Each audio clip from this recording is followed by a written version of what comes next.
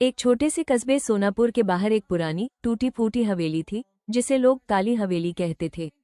दिन में वो सिर्फ एक जर्जर इमारत लगती थी, लेकिन रात होते ही वहां से अजीब अजीब आवाजें आने लगती थी। कभी हंसी, कभी रोने की, तो कभी जोर जोर से दरवाजे पीटने की। सोनापुर में 4 दोस्त रहते थे, राहुल, पिंकी, मोहन और छोटू। चारों बहुत शरारती और बहादुर थे। उन्हें भूत प्रेत की बातों पर भरोसा नहीं था। रात के 12 बजे चारों चुपके चुपके हवेली के सामने पहुंचे। चांद की रोशनी में हवेली और भी डरावनी लग रही थी। खिड़कियां टूटी हुई थी और दरवाजा अपने आप चर्रर की आवाज के साथ खुल गया।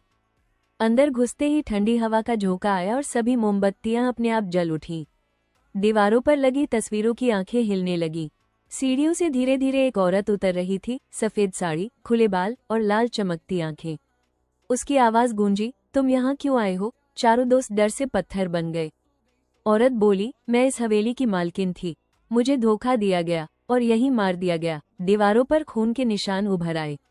दरवाजे अपने आप बंद हो गए।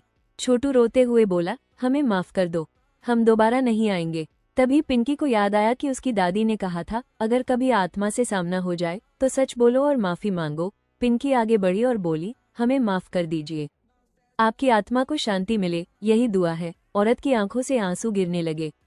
उसका चेहरा धीरे धीरे शांत हो गया। उसने कहा, मैं बस चाहती थी कोई मेरी कहानी सुने। हवेली में तेज रोशनी फैल गई। औरत मुस्कुराई और धीरे धीरे हवा में विलीन हो गई।